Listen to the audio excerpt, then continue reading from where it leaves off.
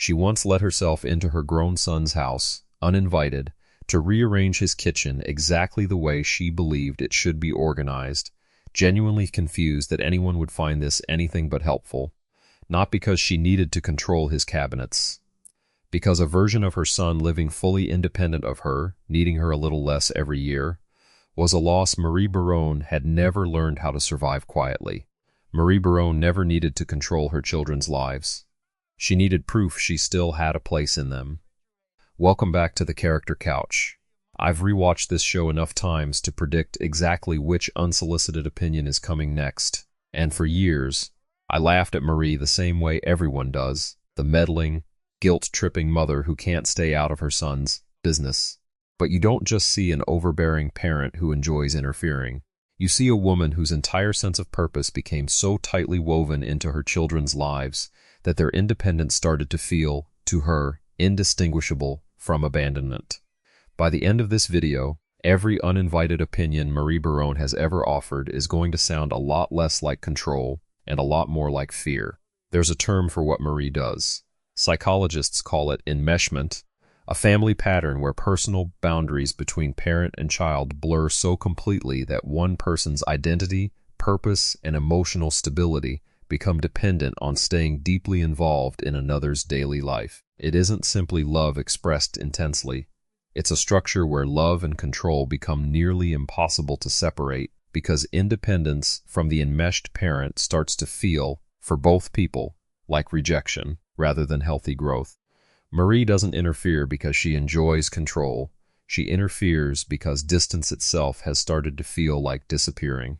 Marie's marriage to Frank spans decades of a relationship defined by his gruff insults and casual dismissiveness, delivered constantly, often in front of their children, rarely apologized for. Marie mostly absorbs it, occasionally firing back, but largely accepting a marriage where genuine tenderness from her husband is the exception rather than the rule. That imbalance matters enormously for understanding everything else about her. A woman who receives little emotional validation from her spouse doesn't simply stop needing it. She looks elsewhere for a sense of being essential, valued, irreplaceable, and her children become the most available place to find it. Frank's indifference didn't create Marie's need for control. It removed one of the few outlets that might have relieved it. That vacuum in her marriage explains why so much of her identity migrated toward a role no one could take away from her, being needed by her sons. Marie's favoritism toward Ray is barely disguised throughout the series, praised constantly, defended reflexively, treated as the son who can do little wrong even when he plainly does. That favoritism isn't really about Ray's individual merits. It's about Ray remaining, even into adulthood, the child most willing to accept her involvement without much resistance. Ray rarely pushes back hard against Marie's interference, largely avoiding conflict the way he avoids most confrontation in his life. That passivity makes him unintentionally the ideal partner for an enmeshed relationship, present, dependent in small ways, unlikely to draw a firm boundary that might threaten how central Marie remains to his daily life. That dynamic, while comfortable for Marie, comes at a quiet cost to the other son competing for the same attention, using an entirely different strategy that rarely seems to work as well. Robert lives much of his adult life visibly aware of playing second favorite to his younger brother, a wound the show returns to constantly, sometimes for comedy, sometimes with genuine sting. Marie rarely intends cruelty toward Robert, but her instinctive favoritism toward Ray leaves Robert perpetually auditioning for a level of attention Ray receives automatically. That imbalance shapes Robert's entire personality, insecure, attention-seeking, quick to feel overlooked even in unrelated situations. It isn't really about jealousy of Ray specifically. It's about growing up in a household where a mother's involvement, however excessive elsewhere, always seemed to flow more easily toward one particular son. Robert's later relationships reveal exactly how much that early imbalance still shapes his need for reassurance, especially once he starts building a family of his own, with people who bring an entirely different maternal energy into his life.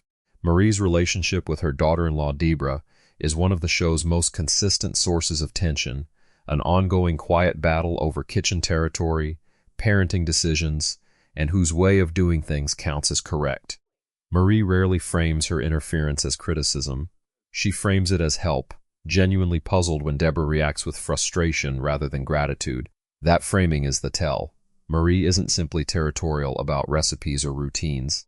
She's defending the one domain, domestic competence, where her value has always been unquestionable, against a younger woman who represents Ray's independent adult life, a life increasingly built without Marie at its center. Deborah isn't just a daughter-in-law to Marie. She's a visible symbol of exactly how much space Marie's son has learned to occupy without her. That competition over domestic authority becomes clearest in the one arena Marie has always considered entirely her own.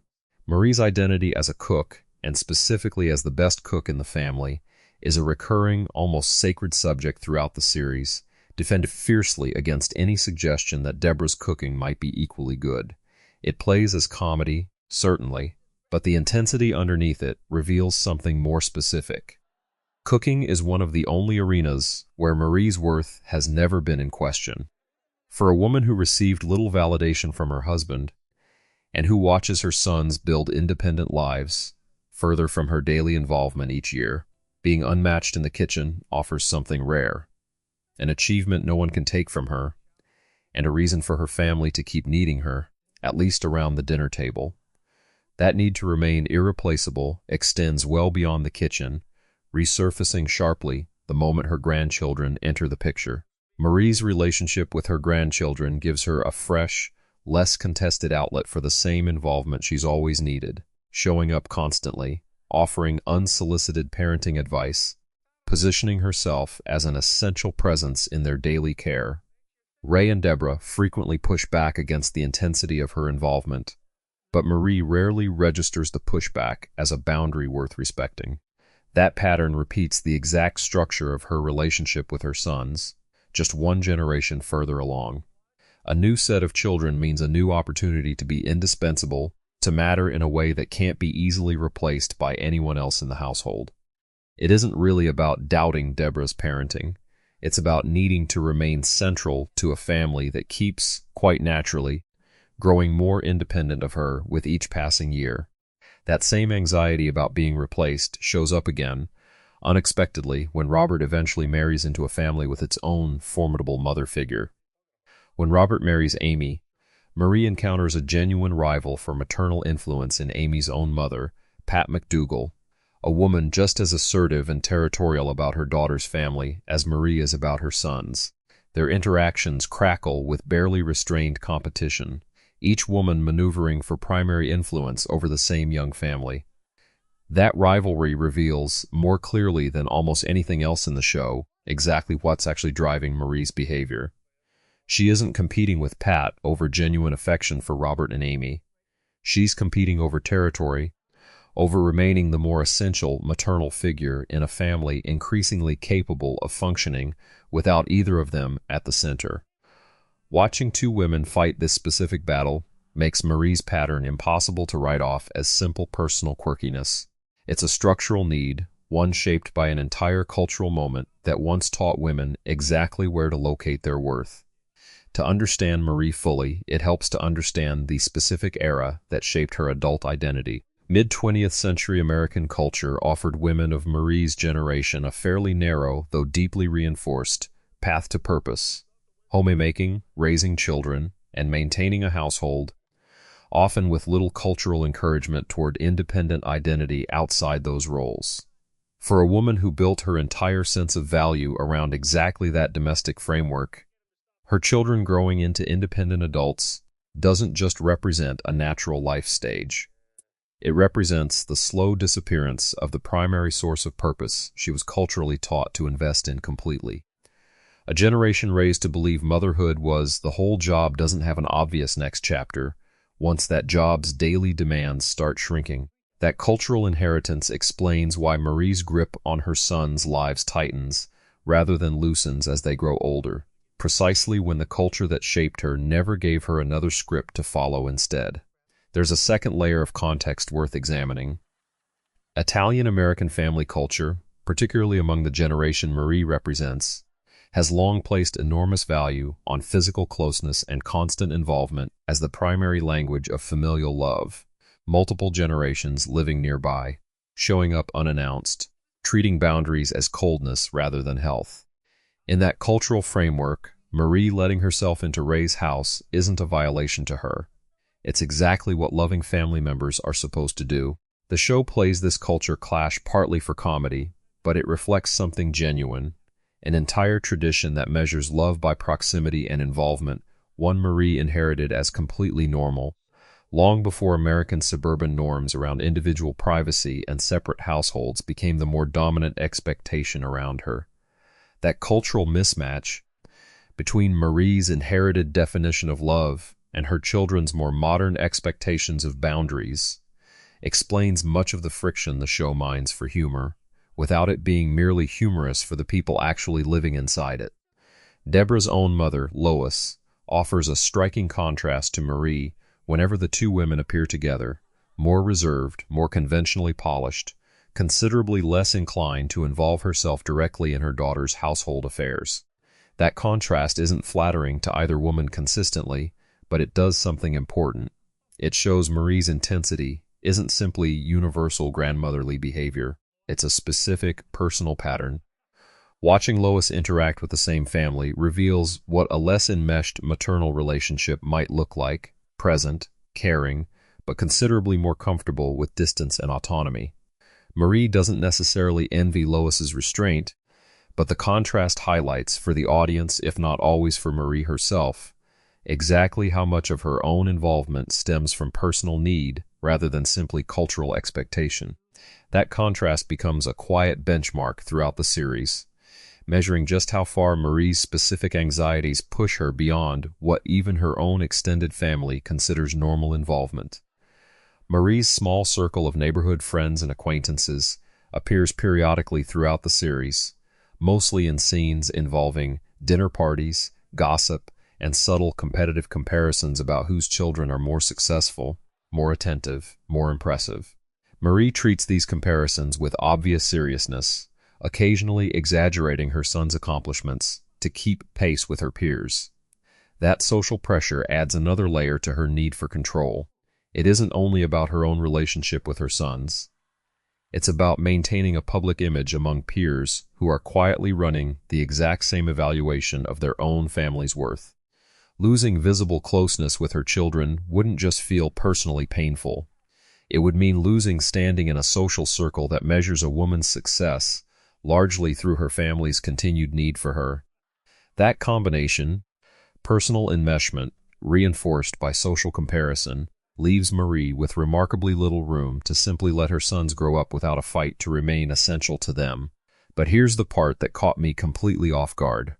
Frank Barone, the one everyone frames as the gruff, dismissive husband who barely notices Marie at all, he's also, and I cannot believe I'm saying this, someone who relies on her constant involvement in the family just as heavily as she relies on it herself, just from behind a much quieter, much more convenient silence. Think about it. Frank rarely engages emotionally with his sons, his grandchildren, or the daily texture of family life, largely because Marie has always handled all of it, completely, without ever requiring him to participate. His detachment isn't accidental. It's built entirely on the assumption that Marie will remain permanently, completely essential to the household's emotional labor, so he never has to develop those muscles himself.